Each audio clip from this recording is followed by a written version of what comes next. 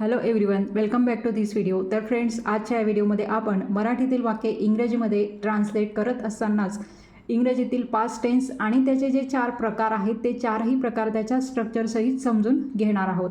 त्यामुळे तुम्हाला मराठीतील कोणतेही वाक्य इंग्रजीत करत असताना अडचण येणार नाही, कारण हे जे सर्व आपण ट्रान्सलेशन करणार आहोत ते अगदी मराठीतून समजून घेणार आहोत. त्यामुळे तुम्ही संपूर्ण व्हिडिओ स्किप न करता शेवटपर्यंत नक्की बघा आणि व्हिडिओ जर आवडला तर व्हिडिओला नक्की लाईकसुद्धा करा. तर आता इथे बघा, इथे मी फर्स्ट सेंटेन्स घेतला आहे, मला त्याचा फोन आला. मग आता हे वाक्य साध्या भूतकाळातील आहे, परंतु आता मी हे तुम्हाला सांगितलेलं आहे. पण एखादं वाक्य साध्या भूतकाळातलं आहे हे तुम्ही कसं ओळखाल? तर त्यासाठी काय करायचं आहे तुम्हाला की मराठी वाक्यातलं जे क्रियापद असते, क्रियापद हे शेवटी असते दिलेलं मराठी वाक्यामध्ये. इथे क्रियापद आहे आला.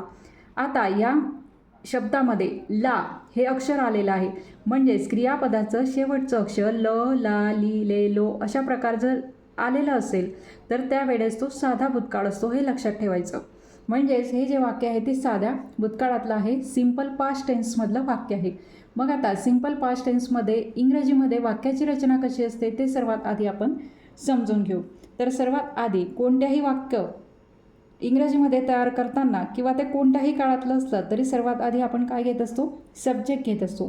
त्यानंतर हा पास्ट टेन्स आहे, त्यामुळे जे क्रियापद आहे त्या क्रियापदाचा V2 फॉर्म, यालाच क्रियापदाचे दुसरे रूप असं म्हणतात. V2 फॉर्म आपण घेत असतो आणि त्यानंतर मग सर्वात शेवटी आपण घेत असतो ऑब्जेक्ट म्हणजेच कर्म. मग आता सब्जेक्ट कोणता आहे? मला किंवा मी, त्यासाठी आपण इंग्रजीमध्ये आय वापरतो. आणि आता इथे काय दिलेलं आहे? क्रियापदाचं दुसरं रूप, फोन आला. म्हणजेच आपण त्यासाठी इंग्रजीमध्ये कोणता शब्द वापरत असतो? कॉल. पण मग इथे काय दिलेलं आहे? फोन आला. म्हणजेच याचा अर्थ आपण इथे क्रियापद वापरणार आहोत रिसिव्ह. मग आता त्याचं V2 फॉर्म आपल्याला घ्यायचं आहे, म्हणजेच आपण रिसिव्ड कॉल अशा प्रकारे हे आय नंतर घेणार आहोत. RECEIVED रिसिव्डचं सेकंड फॉर्म इथे आपण रिसिव्ड घेतला आहे. रिसिव्ड ए कॉल म्हणजेच काय की मला फोन आला, किंवा तुम्ही रिसिव्डऐवजी आय गॉट ए कॉल असं सुद्धा म्हणू शकता. I received a call. मग ऑब्जेक्ट का आहे? त्याचा, म्हणून आपण इथे घेणार आहोत फ्रॉम, त्याच्याकडून. या अर्थाने आपण इथे घेणार आहोत from him. I received a call from him, किंवा मला तिचा फोन आला असं जर असतं तर I received a call from her असं तुम्ही म्हणू शकता. म्हणजेच हा सिम्पल पास्ट टेन्समधला सेंटेन्स झाला आणि त्याचं इंग्रजीतील मग त्याचं स्ट्रक्चर झालं. आता नेक्स्ट बघा, ती स्वयंपाक करत होती. आता इथे बघा, करत होती यावरून तुम्हाला हे दोन जे शब्द आहेत शेवटचे त्यावरून तुम्हाला कळलं असेल की ती करत होती. होती म्हणजेच हा भूतकाळ झाला, आणि करत होती म्हणजेच करण्याची क्रिया ही त्यावेळेस तिची सुरू होती. म्हणजेच तुम्ही काळ कसा ओळखाल ते सुद्धा मी इथे तुम्हाला सांगत आहे. भूतकाळामध्ये ती स्वयंपाक करण्याची क्रिया तिची सुरू होती. म्हणजेच याचा अर्थ काय झाला की हे जे सेंटेन्स आहे ते पास्ट कंटिन्यूअस टेन्समधलं सेंटेन्स आहे की ज्याला आपण मराठीमध्ये चालू भूतकाळ असं म्हणत असतो. मग आता इथे सुद्धा याचं स्ट्रक्चर कसं असणार आहे? पास्ट कंटिन्यूअस टेन्समधलं ते सर्वात आधी आपण लिहून घेऊ. सर्वात आधी तर नेहमीसारखं आपण सब्जेक्ट घेणार आहोत. त्यानंतर तुम्हाला घ्यायचं आहे पास्ट टेन्समधलं हेल्पिंग वर्ब, वॉज किंवा वेअर. हे तुम्ही सब्जेक्ट बघून योग्य ते घ्यायचं असते. त्यानंतर आता इथे चालू काळ आहे, त्यामुळे आपण क्रियापदाचं ING प्रत्यय असलेलं रूप हे घेत असतो आणि मग सर्वात शेवटी आपण घेत असतो ऑब्जेक्ट. अशा प्रकारे पास्ट कंटिन्युअस टेन्सचं हे इंग्रजीतील स्ट्रक्चर असणार आहे. आता सब्जेक्ट आहे ती, मग त्यासाठी आपण इंग्रजीमध्ये शी वापरतो. मग आता एकवचनी करता आहे त्यामुळे आपण वॉज घेणार. शी वॉज. ती होती. होतीसाठी काय करत होती? स्वयंपाक करत होती. क्रियापद आहे स्वयंपाक करणे. स्वयंपाक करत म्हणजे स्वयंपाक करणे. त्याचा ING फॉर्म आपल्याला इथे घ्यायचा आहे, म्हणून इथे येणार आहे स्वयंपाक करण्यासाठी कुक वापरतो, मग त्याचा ING फॉर्म आपण घेणार आहोत cooking. She was cooking. Object नाही आहे म्हणून शी वॉज कुकिंग, ती स्वयंपाक करत होती. अशा प्रकारचं हे सेंटेन्स येणार आहे. आता ती स्वयंपाक करत होती म्हणजेच आम्ही तिच्याकडे गेलो तेव्हा ती स्वयंपाक करत होती असं पुढचं वाक्य पण असू शकते. अशा प्रकारचे वाक्य तर तुम्ही बऱ्याच वेळेला बोलत असाल. आता नेक्स्ट बघा, तिने आधीच जेवण केले होते. बघा, आधीच जेवण केले होते म्हणजेच काय? तिचं जेवण आधीच होऊन गेलेलं होतं, तिने जेवण केलेलं होतं असा त्याचा अर्थ आहे. मग आता हे जे सेंटेन्स आहे याचं सुद्धा हे शेवटचे दोन शब्द बघायचे. तिने आधीच जेवण केले होते. केले होते म्हणजेच काय, होते म्हणजेच भूतकाळ, आणि केले होते म्हणजेच तिचं जेवण होऊन गेलेलं होतं, तिची जेवणाची क्रिया ही पूर्ण होऊन गेलेली होती भूतकाळामध्ये. म्हणजेच याचा अर्थ काय की हे जे वाक्य आहे ते पास्ट परफेक्ट टेन्समधलं आहे, की ज्याला आपण मराठीमध्ये पूर्ण भूतकाळ असं म्हणत असतो. मग आता पास्ट परफेक्ट टेन्सचं स्ट्रक्चर कसं असतं ते सर्वात आधी आपण इथे बघून घेऊ किंवा समजून घेऊ. मग आता सर्वात आधी इथे सुद्धा आपण घेणार आहे सर्वात आधी सब्जेक्ट. त्यानंतर आता पूर्ण काळामध्ये होते यासाठी आपण हॅड वापरत असतो, हे लक्षात घ्यायचं.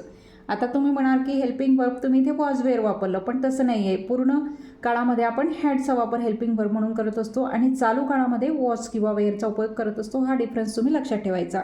त्यानंतर हॅड घेतल्यानंतर आता इथे क्रियापदाचं तिसरं रूप तुम्हाला घ्यायचं असते V3 फॉर्म. जसं चालू काळामध्ये आपण ING फॉर्म घेतला, पण मग पूर्ण काळामध्ये तुम्हाला काय घ्यायचं आहे V3 फॉर्म म्हणजेच क्रियापदाचे तिसरे रूप, आणि सर्वात शेवटी मग ऑब्जेक्ट घ्यायचा असतो.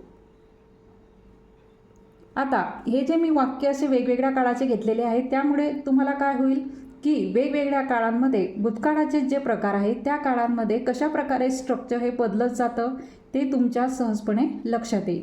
तर आता इथे बघा सब्जेक्ट कोणता आहे, तिने, म्हणजेच इथे आपण इंग्रजीत घेणार आहोत शी, होतेसाठी हॅड, शी हॅड. त्यानंतर आपल्याला क्रियापद बघायचं आहे जेवण करणे, म्हणजेच काय, ईट हा शब्द आपण त्यासाठी वापरत असतो. त्याचा थर्ड फॉर्म इटन हा आपण इंग्रजीमध्ये घेत असतो, eaten.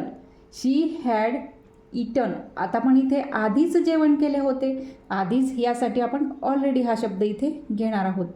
She had already eaten म्हणजेच काय, तिने आधीच जेवण केले होते, म्हणून आपण इथे इटन फूड असं घेणार आहोत. बघा अशा प्रकारे मग हे वाक्य इथे इंग्रजीमध्ये ट्रान्सलेट होणार आहे. स्ट्रक्चरनुसार पास्ट परफेक्ट टेन्समधलं हे सेंटेन्स आहे. शी हॅड ऑलरेडी इटन फूड, आधीच जेवण केले होते म्हणूनच आपण इथे ऑलरेडी इटन फूड असं इथे घेतलेलं आहे. त्यानंतर आता नेक्स्ट बघा, मी सकाळपासून तुझी वाट पाहत होतो. बघा पाहत होतो म्हणजेच हा पण भूतकाळाचा आहे, पण भूतकाळाचा कोणता प्रकार आहे, पाहत होतो म्हणजेच क्रिया चालू होती भूतकाळामध्ये वाट पाहण्याची, पण केव्हापासून, सकाळपासून चालू होती क्रिया आणि ती भूतकाळातच काही वेळपर्यंत चालूच होती.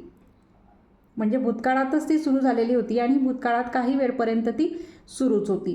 अशा प्रकारची वाक्य जर तुम्हाला इंग्रजीमध्ये बोलायची असतील किंवा अशा प्रकारचं वाक्य जर असेल तर आता हे वाक्य इथे आलेलं आहे. तर मग ते वाक्य कोणत्या काळातलं असतं, तर पास्ट परफेक्ट कंटिन्युअस टेन्स. म्हणजेच काय, क्रिया चालू पण होती आणि अर्धी पूर्ण पण झालेली होती वाट पाहण्याची क्रिया, म्हणून त्याला म्हणतात पास्ट परफेक्ट कंटिन्युअस टेन्स. म्हणजेच काय, पूर्ण चालू भूतकाळ असं त्याला मराठीतून म्हणतात. मग आता याचं स्ट्रक्चर कसं असणार आहे ते सर्वात आधी आपण समजून घेऊ. तर इथे सुद्धा सर्वात आधी तुम्हाला घ्यायचं आहे सब्जेक्ट, म्हणजेच काय, करता, हे तुम्हाला माहिती झालेलंच आहे. त्यानंतर तुम्हाला घ्यायचं आहे हॅड बीन. त्यानंतर इथे क्रिया चालूसुद्धा आहे म्हणून क्रियापदाचं ING प्रत्यय असलेलं रूप तुम्हाला घ्यायचं आहे. त्यानंतर तुम्हाला घ्यायचा असो ऑब्जेक्ट. त्यानंतर आता इथे हे वेळ दिलेली आहे की सकाळपासून वाट पाहत होतो, ते दाखवण्यासाठी त्याआधी तुम्हाला सिन्स किंवा फॉर हे प्रेपोजिशन वापरायचं असते आणि त्यानंतर मग जो वेळ दिलेला असेल, जसं इथे सकाळपासून दिलेला आहे मग तो इथे घ्यायचा, पण तो वेळ बघूनच तुम्हाला इथे सिन्स किंवा फॉर हे प्रेपोजिशन वापरायचं असेल, लक्षात ठेवायचं. आता सब्जेक्ट आहे मी म्हणजेच काय, आय. नंतर आपल्याला हॅड बीन घ्यायचं आहे. नंतर क्रियापद आहे वाट पाहत म्हणजेच मूळ क्रियापद वाट पाहणे, मग त्याला ING प्रत्यय वेट, हे इंग्रजीत आपण पाहतो. आपण इंग्रजीमध्ये वाट पाहणे यासाठी वेट हा शब्द वापरतो, त्याचं ING प्रत्यय असलेलं रूप waiting. I had been waiting म्हणजे मी वाट पाहत होतो, कोणाची, तुझी, कारण आपल्याला त्यानंतर काय घ्यायचं आहे, ऑब्जेक्ट घ्यायचा आहे किंवा तुझ्याकरता, म्हणून इथे आपण घेणार आहोत I had been waiting for you.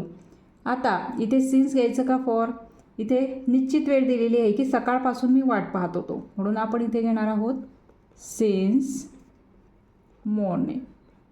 बघा अशा प्रकारे मग हे सेंटेन्स इथे इंग्रजीमध्ये येणार आहे, I had been waiting for you since morning. त्यानंतर आता नेक्स्ट सेंटेन्स बघा, मी तुला सांगायला विसरलो किंवा विसरले. आता हे सेंटेन्स कोणत्या काळातलं आहे हे तुम्ही मला असं वाटतं की तुम्ही ओळखलं असेलच.